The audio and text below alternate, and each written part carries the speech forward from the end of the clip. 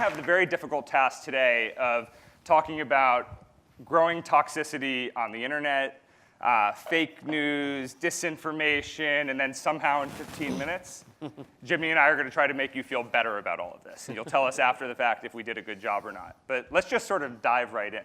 Yeah. So Jimmy, I think this audience understands very well that if you're on the internet, probably the most universally understood problem is just the decline in civility on the internet. 72% of people around the world say that they've witnessed cyberbullying. Nearly half of those people say that they've personally been victims of it. You're like the pioneer of crowdsourcing. You've been at this since you founded Wikipedia in January of 2001. Clearly, this has been a trend that's been around for a while, but was there a moment where you thought to yourself, this is really getting out of control, and was it subtle or was it abrupt? Walk us, sort of reflect back on when you feel like we crossed this threshold. Well, I mean, it's interesting because when you put it that way, I remember the days of Usenet. You're very young. The internet used to be a horrific place, and it's always been that way. I think that obviously technologies have shifted. There are things that happen that are different nowadays, for sure. But I think we have to remember that some of these problems do go back a very long way. People behaving badly in forums where there are no rules, or where it's anonymous, or where what I always talk about is how software structure can implicitly generate certain social norms without really being intentional. So the simplest example, in the Usenet days, Usenet was pretty much uncensored and uncensorable by its structure. And what this meant is that for open, unmoderated news groups, if somebody was misbehaving, the only thing that you could do about it was yell at them. And so then you always got the most annoying people just yelling at each other. And that was viewed as, just the human condition, but the truth is the software made, it set the rules that made that the way that it happened. So even in the early days of Wikipedia, I knew we needed to deal with that. And so we had rules, like one of the earliest rules of Wikipedia is no personal attacks. And the idea is that Wikipedia should be a civil place where we have dialogues about the quality of the entries rather than attacks on each other. But then I should probably ask you to talk a little bit about perspective and the research that you guys have been doing, because obviously even though the rule in Wikipedia is no personal attacks, we're human beings. So there's bad behavior sometimes. So tell us about that. I think of course. And Jimmy mentions perspective, which is what I alluded to before, where we're trying to use machine learning to help reduce toxicity on the internet and facilitate better conversations. But part of getting there has been a robust partnership with Wikipedia, New York Times, and others, and you really can't do these things with just engineering. That partnership element is so key. We actually sort of ended up building this product in a sort of, we had kind of a strange journey to get there, right? I mentioned that we're all about at-risk users. We were interested in the problem of what happens when sectarianism, ethnic conflict, and political conflict spills over into the internet as some of the most complicated societies come online. And in the process, we ended up having a lot of conversations with various publishers and platforms, of which Wikipedia is one. And it turns out that there was sort of a meeting of the minds here, and we were all able to work together to develop a training data set that allowed us to build this perspective API where now any publisher or platform can run their comments through this API, and they receive a score 0 to 100 back of how likely those comments are to be toxic based on what other people in the training data set have described as toxic. And in this case, we're defining toxicity by would likely cause somebody to leave the conversation. And you may wonder why begin with toxicity. It turns out through the annotation process, there was greater inter-annotator agreement on what constitutes a toxic comment than there was around what constitutes a personal attack, what constitutes obscenity, and so forth. And to sort of flip it back to you for a minute, Jimmy. I mean, when you hear about something like perspective, it's obviously not a panacea to this sort of growing and huge problem. But what does something like this look like from where you're sitting at Wikipedia? Why would you want to work on it?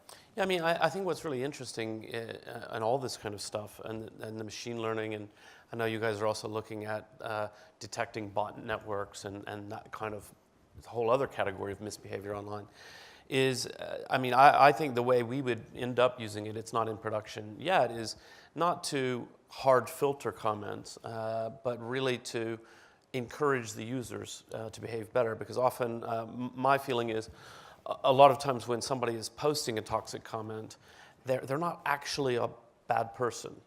It's very easy to, if you go to any newspaper and scroll down to the bottom and read the comments, you weep for the future of humanity because it's just like the worst people yelling at each other. But oftentimes, they're normal people. 99 out of 100 people you meet are perfectly nice, and 1 out of 100 is kind of annoying, but there's very few people who are just actively malicious all the time. Maybe a few more than 1 out of 100. Maybe. But the idea that we could signal to users, hey, wow, that seems like a potentially rough remark you're about to make. Is that really what you intended? And I think a lot of people go, oh yeah, you're right. Thank you, robot. Robot mom won't let me yell at people. That's great, So, I think that there's that. And then in other environments, I do think using it for filtering, and deciding what to promote and not to promote. Somewhere like Twitter, where there's just a huge volume of commentary all the time, or Facebook, where Facebook's algorithms decide when to promote a post or not based on how people are interacting with it. They could be looking at signals like, oh, is this likely to be a cyberbullying comment? And then just because it's getting a lot of attention, that might just be people upset about it. It's not actually what we think our algorithms should. So I think there's a lot of room for using these kinds of techniques to help improve the general state of the internet. And I think, Jimmy, you reveal something that's really important, which is there's no one way to use this, right? So what we're really talking about is, can you use AI and machine learning to help measure language such that you can detect tone, and therefore empower these sort of various publishers and platforms to then figure out creative things that can be done with that measurement. And it was actually through the research we did with you all at the Wikimedia Foundation that we were sort of surprised to learn that a lot of toxic comments, a shocking percentage of toxic comments, literally come from people who, as you mentioned, are just in a bad mood or had a bad day. And this ended up inspiring a number of developers to take the API that we built, and they built a viewer application where you, the viewer, can basically turn the toxicity volume up or down, depending on what kind of mood you're in. So if you're not a morning person, you may decide, you don't want to see any comments that have a toxicity score north of 56. But once you've eaten your lunch and you're feeling a little better, maybe you can sort of bump it up to 70. And in this case, you're not filtering by topic or content, you're filtering by tone.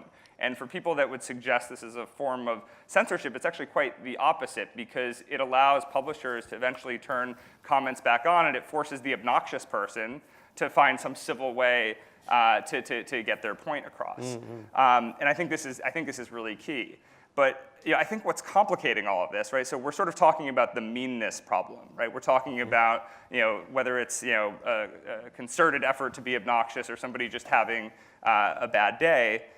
We have a complicating and exacerbating factor here, which is we're increasingly seeing different governments get in the trolling business for their own nefarious purposes. And I'm very worried about what happens when cyberbullying becomes better organized, better funded, and state-sponsored.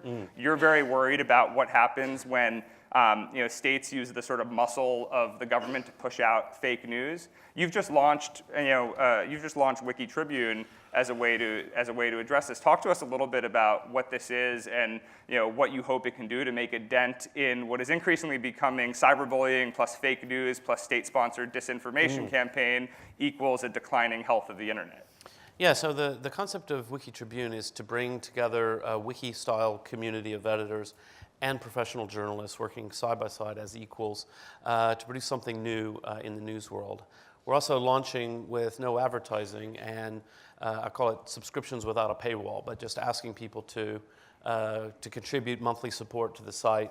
And the reason for that is to change the business model and to change the incentives for the publication. Most publications these days that are under an advertising-only business model, it's really a race to the bottom for clicks. And this is particularly true now that programmatic advertising has become so important. So it doesn't matter where I go on the internet, I always see the same ads for boats, because I love boats. So I visit boat websites and I get boat ads, mostly boats I can't afford, so boat porn, but I don't mind, I click on them.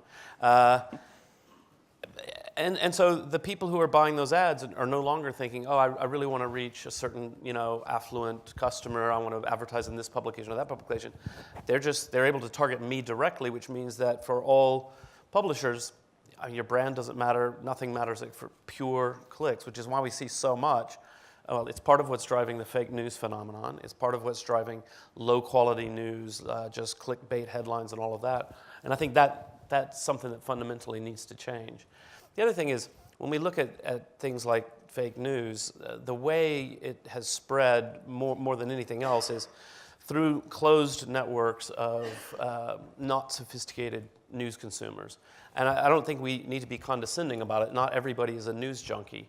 And if you put up a website called the Denver Guardian, which looks like a real newspaper, people think, oh yeah, Denver, I know there's a city somewhere in America, and Guardian, that sounds like a newspaper.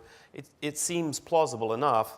And then if the headline grabs you and is emotional, it doesn't actually matter if it's true or false because you've been tricked enough to share it. And there it goes viral off to the races. And that's partly made possible because when you see a clickbait headline these days, you're not sure if it's a perfectly respectable, BuzzFeed. I remember we all used to laugh about BuzzFeed, but it's not fake news. It's a bit clickbaity, but is it BuzzFeed? Is it something else, or is it complete lies? You don't know, particularly if you're not really a super avid news consumer. And so trying to bring a little bit of seriousness into things and really bringing in a community. The Wikipedia community has been almost completely immune from that form of truly intentional fake news. And why is that? Because it's really an amazing sort of, combination. I mean, the amount of, the perception, I think, to the average person is this is sort of a free-for-all. Anybody can contribute whatever they want. But the fact that there is this accountability in this very sort of leaderless, even though you're the founder, in this very leaderless, sort of unstructured Wikipedia ecosystem is a pretty extraordinary thing. Yeah, I mean, there's more organizational structure in the community than most people realize. We have various institutions in the community, arbitration committee, various kinds of conflict resolution. And so the reason that the Wikipedia community hasn't been tricked by fake news is that the kind of people who really devote their lives to maintaining and improving Wikipedia, they'll know immediately Denver Guardian is not a real newspaper. If it were, I would have heard of it before today, or this, Pope endorses Trump. Okay, maybe if you're a naive person, you might think that's plausible, but if you kind of know anything about the Pope, who seems like a pretty nice guy, probably not endorsing Trump. That would be very surprising. And so you would pause, and you wouldn't put that into Wikipedia as a reference because you would know, hey, something's up, and you Google around, and you're a sophisticated user of the internet, and you check, and you're like, oh, the website was registered last week, and it only has one article on it. It's obviously fake. And that's the kind of thing that a community of people who are really passionately interested in information and news can do on behalf of everyone else, that now that filter's cut out. Even, for example, Google News is not tricked by fake news because that's a curated set of things that Google chooses to say these are news websites and wouldn't include, a true fake news site. But now we have all these other avenues that people are sharing content, and it goes very fast, and it's quite bad. It's quite alarming.